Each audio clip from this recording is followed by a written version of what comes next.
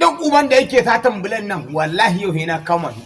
Idan ko na kama shi kashin ya buhe rimis kashin sa ya buhe dan yana ci buhun ubansa ko me ɗan ne.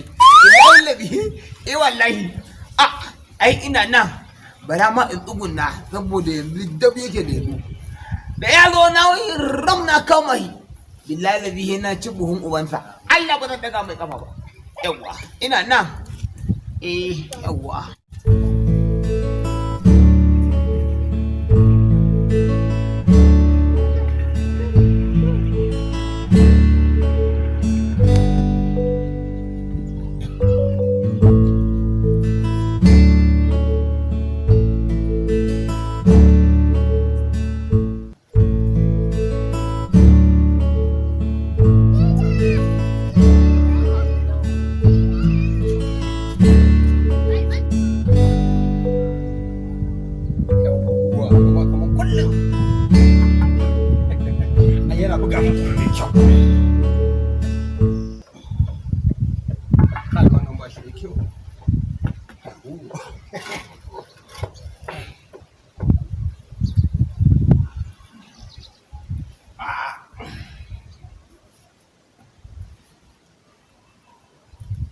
Allah ya sa gobe ya buga sabo.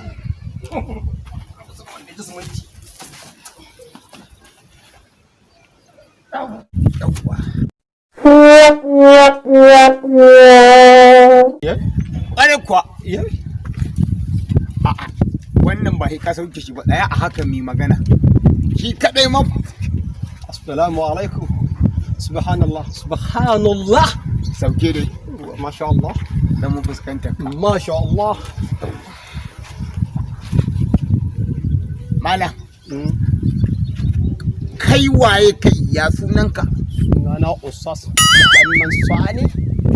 Wannan bulo da kaga muna ɗauka masallaci za mu gina. Kun yi kuwa jama'a suke kawo tallafi sa muke ɗiba don mu gina masallaci mu raya gurin bauta. A yi haƙuri. Kai ba ɗan sholishan nan ba ne? A'udhu billahi. Ba ni ba ne ba lala.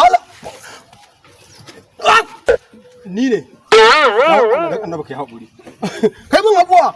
Ka san yanayin rayuwa ce kawai mutum ya haka ya gaba hanya sai samu budan bullewa. Kaga bulan nan in gama ɗauka in sha nauyi. Bi ake siya 50. Biyu 50 nake siya. Amma fa karfan asiri daga yau an daina.